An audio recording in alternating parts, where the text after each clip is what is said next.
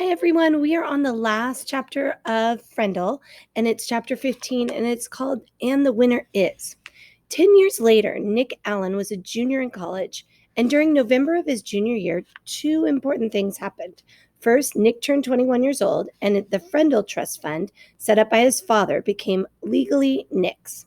Nick was rich. Nick was very rich. Nick was so rich he couldn't even begin to imagine how rich he really was. Nick wanted to give his parents some of the money, which they said they did not need and would not accept. But Nick reminded them that they had always wanted to travel and they should just think of this as a big birthday present or something. So they accepted.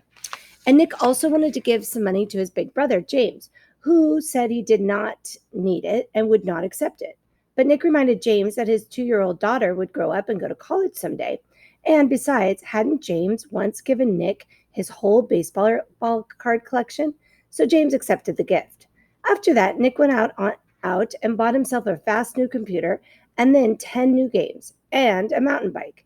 Then he tried to forget about the money, which is a hard thing to do, but he managed pretty well and kept working on his college degree as hard as ever. The second important thing that fall was the arrival of a package at the door of Nick's apartment one day, a large, heavy package. It was from Mrs. Granger. There were three things in the package. 1, a brand new 18th edition Webster's College Dictionary. 2, a short handwritten note taped to the top of the dictionary. And 3, a fat white envelope.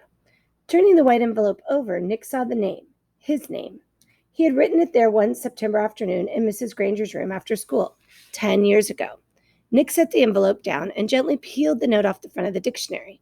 My dear Nicholas, please turn to page 541 of this book. Nick grabbed the dictionary and leafed to page 541, his heart pounding, and there between Frenel and Fringe, he read Frendel, a device used to write or make marks with ink, arbitrary coinage, originated by Nicholas Allen, American, 1987. And in parentheses, it says C. Pen. Nick went back to the note from Mrs. Granger. This is a brand new dictionary, the one I recommend that my students use for their homework. And now when I teach them how new words are added to the dictionary, I tell each and every one of them to look up the word Frendel. And of course, I have sent along that letter I promised to give you when our little battle was over. And now it's over. Your teacher, Mrs. Laura Lee Granger. Nick's head was spinning. With shaking hands, he opened the fat white envelope. He pulled out the 10-year-old letter and began to read. Dear Nicholas, if you are reading this letter, it means that the word Frendel has been added to the dictionary. Congratulations. A person can watch the sunrise, but he cannot slow it down or stop it or make it go backward. And that is what I was trying to do with your word. At first I was angry. I admit that I was not happy to see the word pen pushed aside as if it did not matter. But I guess that if the Latin word for feather had been frenulus instead of pinna, then you probably would have invented the word pen instead. Like the sunrise, some things just have to happen, and all you can really do is watch. The word Frendel has existed for less than 3 weeks. I now see that this is the kind of chance that a teacher hopes for and dreams about, a chance to see bright young students take an idea they have learned in a boring old classroom and put it to a real test in their own world. I confess that I am very excited to see how it all turns out. I am mostly here to watch it happen. But somehow, I think I have a small part to play in this drama, and I've chosen to be the villain. Every good story needs a bad guy, don't you think? So someday I will be asking you to forgive me, and I hope you will. Nick, I know you like to think. Please think about this. When I started teaching, no one had landed on the moon. There were no space shuttles, no CNN, no weather satellites. There was no video cassette recorders, no CDs, no computers. The world has changed in a million ways. That is why I've always tried to teach children something that would be useful no matter what. So many things have gone out of date, but after all these years, words are still important. Words are still needed by everyone. Words are used to think, wish, to write with, to dream with, to hope and pray with. And that is why I love the dictionary. It endures, it works, and as you know, it also changes and grows. Again, congratulations, and I've enclosed a little present for you. Yours truly, Mrs. Granger. Nick remembered Mrs. Granger's eyes, and now he understood that some of those special looks what some of those special looks had meant. The old fat fox, she had been rooting for Frendel the whole time. By fighting against it, she had actually helped it along. There was a flat, oblong case in the white envelope, the kind of case you get when you buy a watch. Nick pulled it out and opened the lid. Inside was something else Nick had not seen for 10 years. It was Mrs. Granger's favorite pen, her old maroon fountain pen with a blue cap. And under the clip was a little folded piece of paper. It was another note, a very short note, just one word, Frendel. After a month later, something happened over in the old part of Weisfield, over where the trees are huge and the houses are small. On Christmas morning, Mrs. Granger's doorbell rang. Mrs. Granger opened the door, but no one was there.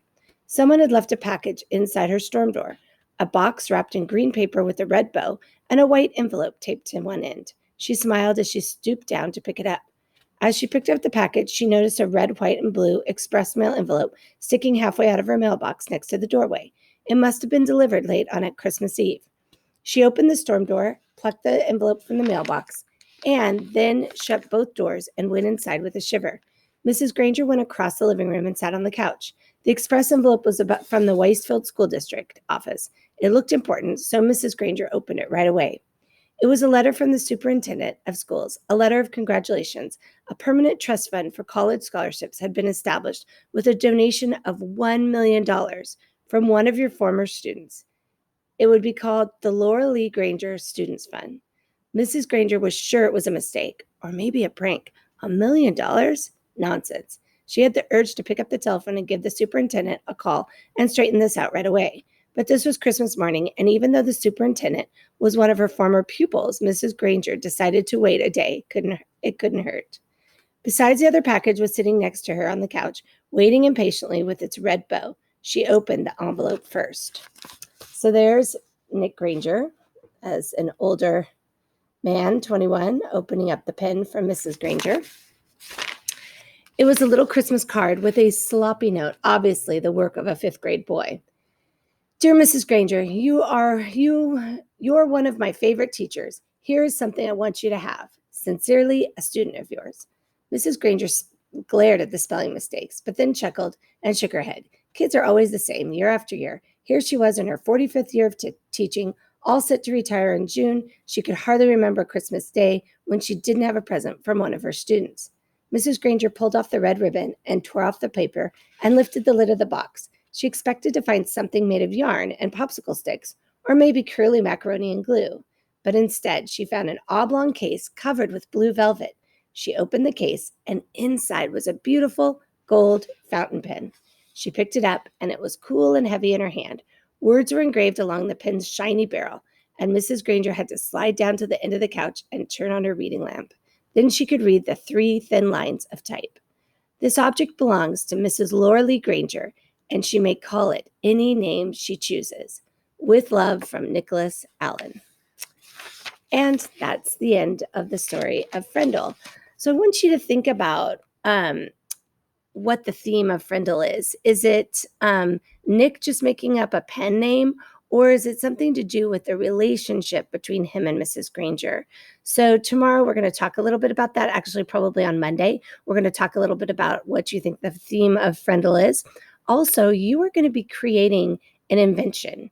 It can be something like a Frendel. You created a word last week, but now I want you to think of an object or something that could be useful for somebody that you want to invent.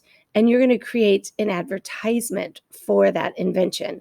So on the slide today, you will see the directions for it and a blank slide. I want you to create your invention. You can use images from the computer and do it digitally on the slide, or you can draw it out on a piece of paper and insert that picture for your invention.